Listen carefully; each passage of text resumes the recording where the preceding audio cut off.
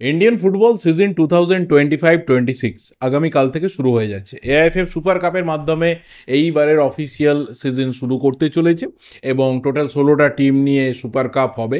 গোয়াতে হবে, দুটো মাঠে খেলা হবে, ফতোরদাতে এবং ব্যাম্বোলিমে, এবং দুটো ফেজে খেলা হবে, যেটা নিয়ে আমরা এর আগে বেশ কয়েকবার কথা বলেছি। গ্রুপ স্টেজের ম্যাচগুলো এখন হবে এবং এরপর আমাদের একটা ইন্টারন্যাশনাল ব্রেক রয়েছে, যার এই মুহূর্তে খুব একটা ভ্যালু নেই, কারণ আমরা এশিয়ান কাপের মূল পর্বে যেতে পারবো না, সে আশাটুকু আমাদের আর নেই।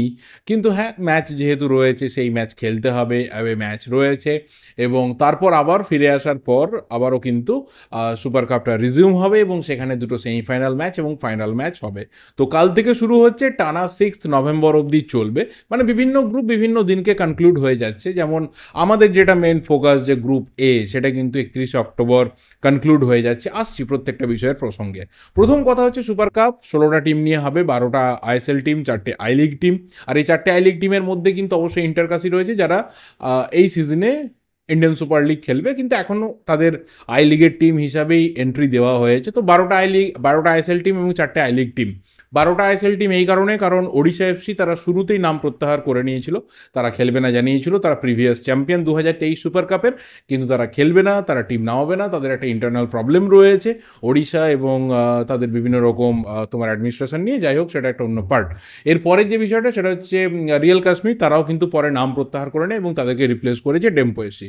ডেম্পোর একটা রিচ হিস্ট্রি রয়েছে, একটা বিরাট বড় সময় তারা ইন্ডিয়ান ফুটবলে দাপিয়ে কাটিয়েছে, কিন্তু পরে কিছুটা স্ট্রাগলিং টাইম তাদের, এবং তারা কিন্তু অল ডোমেস্টিক স্কোয়াড নিয়ে সুপার কাপে নামতে চলেছে, এবং তাদের গ্রুপে অবশ্যই মোহনবাগান, ইস্টবেঙ্গল, দুই জায়ান্ট রয়েছে। তো দেখা যাক কী হয়, কতটা ভালো ফুটবল ডেম্পো খেলতে পারে রিপ্লেসড টিম হিসাবে।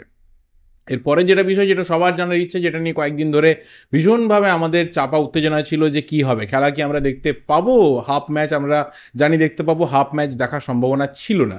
কেন? তার কারণটা হচ্ছে, টোটাল যে 24টা ম্যাচ রয়েছে গ্রুপ স্টেজে 4টে গ্রুপের, সেই 24টা ম্যাচের মধ্যে 12টা ম্যাচ হবে ফতোরদা স্টেডিয়ামে, যে ফতোরদা স্টেডিয়াম গোয়ার মেন স্টেডিয়াম, এবং সেখানে কিন্তু টেলিকাস্ট হবে বা ব্রডকাস্টিং হবে, শুরু থেকে জানা ছিল সেটা জিও হটস্টার তারা ব্রডকাস্ট করবে। কিন্তু বম্বোলিমে যে ম্যাচগুলো হবে, যে 12টা ম্যাচ হবে, সেই ম্যাচ কিন্তু ব্রডকাস্টিংয়ের কোনো রকম সম্ভাবনা দেখা যাচ্ছিল না। পরে সেই সম্ভাবনা দেখা যায়, কিন্তু কারা ব্রডকাস্ট করবে, বিভিন্ন নাম ঘুরে ফিরে আসতে থাকে। কালকে অবধি পুরোটা ক্লিয়ার ছিল না, আজকে ক্লিয়ার হয়ে গেছে। সেটা হচ্ছে, ইন্ডিয়ান ফুটবলের যে ইউটিউব চ্যানেল রয়েছে, সেই ইউটিউব চ্যানেল থেকে কিন্তু এই প্রত্যেকটা ম্যাচ আমরা বম্বোলিম স্টেডিয়াম থেকে দেখতে পাবো। কিন্তু ফতোরদার যে ম্যাচগুলো রয়েছে, সেই ম্যাচগুলো আমরা ইউটিউবে দেখতে পাবো না। সেই ম্যাচগুলো দেখার জন্য জিও হটস্টারে গিয়ে সাবস্ক্রিপশান নিতে হবে আমাদের, অথবা আমরা টিভিতে স্টার স্পোর্টস খেল এখনও অবধি শিডিউল সেখানেই দেখাচ্ছে, সেই চ্যানেলটা আমাদের রিচার্জ করতে হবে, তারপর আমরা ফতোরদার ম্যাচগুলো দেখতে পাবো। আবার এই রিচার্জের পর কিন্তু এখানে আমরা বম্বোলিমের ম্যাচ দেখতে পাবো না। সো কনফিউশন হয়, কারণ আমাদের ইন্ডিয়ান ফুটবলে বোধহয় এই প্রথমবার এমন একটা টুর্নামেন্ট আমরা দেখতে চলেছি, এমন একটা টুর্নামেন্টের আমরা সাক্ষী থাকতে চলেছি, যেখানে দুটো ভেন্যু, সেখানে দুটো আলাদা স্ট্রিমিং প্ল্যাটফর্মে আমরা খেলা দেখতে পাবো। সো এটা কার জন্য কতটা হেল্পফুল হবে সিরিয়াসলি জানি না, বাট আমাদের কোথাও ইন্ডিয়ান ফুটবলের জন্য একদমই এটা ভালো ব্র্যান্ড হচ্ছে না। তো ঠিক আছে, চলো দেখা যাক। এইভাবেই তো খুঁড়িয়ে চলছে, এটাই তো অনেক ব্যাপার না, এটাই তো আমাদের দিনের শেষে অনেক বড় স্যাটিসফ্যাকশন। যাই হোক, এর পরের যে বিষয়টা সেটা হচ্ছে সুপার কাপে, যেটা নিয়ে শুরু থেকে একটা বিরাট বড় আলোচনা ছিল, যে বিদেশি প্লেয়ার প্লেইং 11-এ কতজন থাকবে। একটা সময়ে যে কম্পিটিশন কমিটি রয়েছে, তারা একটা প্রস্তাব রাখে যে বিভিন্ন ক্লাব তারা চিঠি পাঠাচ্ছে, বিশেষ করে আই লিগের টিমগুলো। প্রথমে মোহনবাগান পাঠিয়েছিল, তারপর আই লিগের টিমগুলো পাঠাতে শুরু করে, তারপর সেই আইএসএল টিমরা পাঠাতে শুরু করে, যাদের এখনও অবধি বিদেশি সমস্ত সিলেকশন হয়নি, বা যাদের কোনো বিদেশি প্লেয়ারই নেই এখনও অবধি। তো তারাও জানাতে, মানে তারা চিঠি পাঠাতে শুরু করে যে 4জন বিদেশি নিয়মটায় রাখা হোক। পরে সেটা কনসিডারেশনের জায়গাতে চলে যায়, এবং সেখানে কিন্তু এআইএফএফের যারা পুরো হর্তাকর্তা বিধাতা রয়েছে, তারা ঠিক করেন যে না, যে নিয়মটা 2024 সুপার কাপ থেকে শুরু হয়েছে, যেটা 2025 সুপার কাপে ছিল, সেটা আবারও 2025-26 সুপার কাপেই থাকবে, অর্থাৎ 6জন বিদেশি প্লেইং 11-এ খেলবে। এর পরের যে বিষয়টা, সেটা আসবো একদম সরাসরি আমাদের দুই টিমকে নিয়ে, অর্থাৎ গ্রুপ এতে থাকা মোহনবাগান এবং ইস্টবেঙ্গলকে নিয়ে। ইস্টবেঙ্গলের যে দুটো গ্রুপ স্টেজের ম্যাচ রয়েছে, অর্থাৎ কাল বিকেল 4:30টায় ডেম্পোর বিরুদ্ধে, এবং 28 তারিখ বিকেল 4:30টায় চেন্নাইন এফসির বিরুদ্ধে, এই দুটো ম্যাচ কিন্তু আমরা দেখতে পাবো ইন্ডিয়ান ফুটবলের ইউটিউব চ্যানেলে। এবং 31 তারিখে যে ডার্বি রয়েছে, সেই ডার্বি কিন্তু আমরা দেখতে পাবো জিও হটস্টারে এবং স্টার স্পোর্টসের যে খেল চ্যানেল রয়েছে সেখানে। এবং মোহনবাগানের যে 3টে ম্যাচ রয়েছে সেই 3টে ম্যাচই অর্থাৎ দুটো গ্রুপ স্টেজের নর্মাল ম্যাচ এবং ডার্বি যেটা কমন ম্যাচ, প্রত্যেকটা ম্যাচই কিন্তু জিও হটস্টার এবং স্টার স্পোর্টস খেলে দেখতে পাওয়া যাবে। তো ঠিক আছে, যারা মানে আমাদেরকে যেহেতু প্রত্যেকটা ম্যাচই দেখতে হবে, তো প্ল্যাটফর্ম অল্টারনেট করে দেখতে হবে। এবার ইউটিউবে যে ম্যাচগুলো হবে, যেটা স্পোর্টস কাস্ট ইন্ডিয়া তারা দায়িত্ব পেয়েছে সম্প্রচার করার, কতটা ভালো কোয়ালিটি তুলে ধরতে পারবে এখানে কিন্তু একটা শঙ্কা আমাদের মধ্যে রয়েছে, যে আমরা কত ভালো কোয়ালিটির ম্যাচ আমরা দেখতে পাবো, কত ভালো ব্রডকাস্টিং আমরা দেখতে পাবো, সন্দেহ একটা থেকে যাচ্ছে। দেখা যাক, কালকে বিকেল 4:30 থেকেই বুঝতে পারবো। তারপর তো যখন ম্যাচের সম্বন্ধে কথা বলবো, আফটার ম্যাচ রিভিউ নিয়ে আসবো, তখন তো ডিটেলসে কথা বলবো। এই গ্রুপে যদি মোহনবাগান ইস্টবেঙ্গলের পরিস্থিতি বলি, তাহলে অবশ্যই দুটো টিমই কিন্তু ফেস করবে এমন দুটো টিমকে যারা অল ডোমেস্টিক স্কোয়াড নিয়ে সুপার কাপে নামছে। চেন্নাই এফসি তাদের ডোমেস্টিক প্লেয়ারদের কোয়ালিটি একটু ভালো, ডেম্পো তারা একদম লোকাল প্লেয়ারদেরকে নিয়ে টিম বানিয়েছে, তো তুলনামূলক খুবই দুর্বল একটা টিম।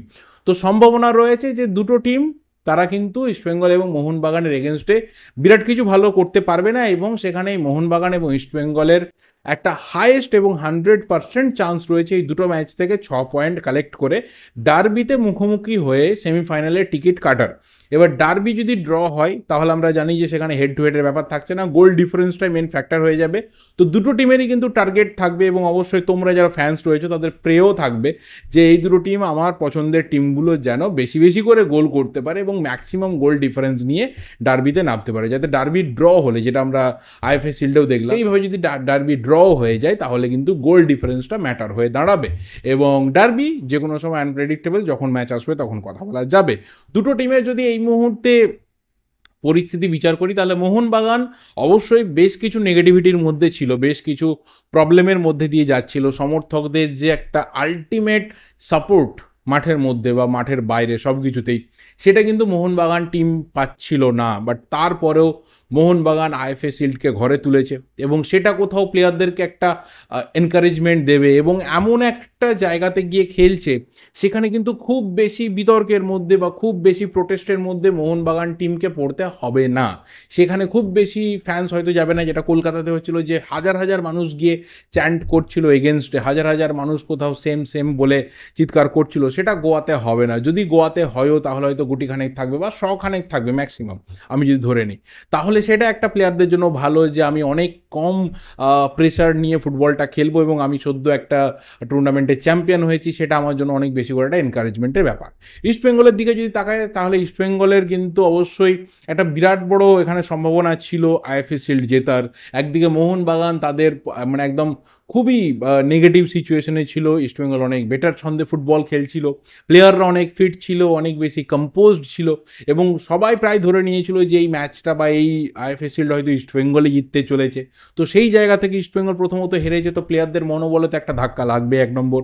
2 নম্বর হচ্ছে যে আমরা জানি যে আইএফএ শিল্ড হয়ে যাওয়ার পর এবং সুপার কাপে গোয়া যখন টিম উড়ে যাচ্ছে, ঠিক তার মাঝখানে বিভিন্ন রকমের ঘটনা ঘটেছে, এবং সেই দিন থেকে, যেদিন থেকে গোয়াতে ইস্টবেঙ্গল ল্যান্ড করেছে, সেই দিন থেকে সন্দীপ নন্দী এবং ইস্টবেঙ্গল এবং যে কোচিং স্টাফ, প্লেয়ার, যে একটা বিরাট বড় কেওস সেটা সামনে এসেছে, সেটা প্লেয়ারদের কানেও রিচ করেছে, সেটা কোথাও এফেক্ট ফেলবে কিনা একটা বড় ফ্যাক্টর রয়েছে। কোচের উপর একটা বিরাট বড় প্রেশার থাকবে, কারণ যদি সুপার কাপ এখান থেকে ইস্টবেঙ্গল ভালো কিছু করে আসতে পারে, তাহলে সবাই ধন্য ধন্য করবে। আর যদি কোনোভাবে সুপার কাপে ইস্টবেঙ্গল স্লিপ কেটে যায়, তাহলে কিন্তু কোচের চাকরি নিয়ে একটা টানাপোড়েন চলবে, টানাটানি চলবে। সেই ক্ষেত্রে ইমামি ম্যানেজমেন্টও যে বিরাট কিছু করতে পারবে না, সেটাও এই মুহূর্তে কিন্তু পরিষ্কার হচ্ছে। তো সব দিক থেকে ইস্টবেঙ্গল কিছুটা চাপে রয়েছে, কিন্তু চাপের মুহূর্ত থেকে আমরা দেখেছি, ইতিহাস বলছে যে ইস্টবেঙ্গল কিন্তু নিজেদের বেস্ট পারফরমেন্সকে তুলে এনেছে। তো তেমনটাই আমরা আশা করতে পারি যে ইস্টবেঙ্গল এইবারের সুপার কাপেও নিজেদের বেস্ট পারফরমেন্স তুলে আনতে পারবে, এবং অবশ্যই তারা আর্চ রাইভাল মোহনবাগানকে বিট করে, যেটা মোহনবাগানও চাইবে তাদের আর্চ রাইভাল ইস্টবেঙ্গলকে বিট করে অবশ্যই সেমিফাইনালে টিকিট কাটতে এবং সুপার কাপ নিজেদের ঘরে নিয়ে আসতে। দেখা যাক সেটা কি হয়। দুটো টিমের আপাতত দুরকম পরিস্থিতি রয়েছে, যেটা আইএফএ শিল্ডে মানে যেটা ছিল পরিস্থিতি, সেটা পুরোপুরি রিভার্স হয়ে গেছে, ভাইস ভার্সা হয়ে গেছে। মোহনবাগানে ছিল একটা চাপের পরিস্থিতি, ইস্টবেঙ্গলে ছিল একটা ফুরফুরে মেজাজ। সুপার কাপে হয়ে গেছে ইস্টবেঙ্গলে একটা চাপের পরিস্থিতি, আর মোহনবাগানে হয়ে গেছে ফুরফুরে মেজাজ। তো এটাই ইন্ডিয়ান ফুটবল, এটাই কলকাতা ফুটবল, এটাই ময়দানি ব্যাপার, যেখানে কিন্তু হাওয়া এত তাড়াতাড়ি পরিবর্তন হয় যে তাকে ধরতে গেলে হাওয়ার স্পিডে দৌড়তে হয়। তো দেখা যাক, আমরা সুপার কাপের জন্য ভীষণভাবে এক্সাইটেড, আমি তো পার্সোনালি খুবই এক্সাইটেড।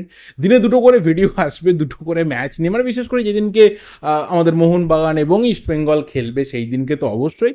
বাকি ম্যাচগুলো নিয়ে কথা বলবো। সুপার এক্সাইটেড রয়েছি সুপার কাপকে নিয়ে। তোমাদের মতে মোহনবাগান বা ইস্টবেঙ্গল ছাড়া, মানে তোমাদের নিজেদের পছন্দের টিম দুটো ছাড়া আর কোন টিম সব থেকে চমক দিতে পারে, বেস্ট পারফরমেন্স তুলে ধরতে পারে, ডোমেস্টিক স্কোয়াড নিয়ে কারা সব থেকে বাজিমাত করতে পারে, দেখিয়ে দিতে পারে কারা, কি মনে হচ্ছে তোমাদের অবশ্যই কমেন্ট করে জানিও। এই ভিডিওটা এই অবধি এখানেই শেষ করছি।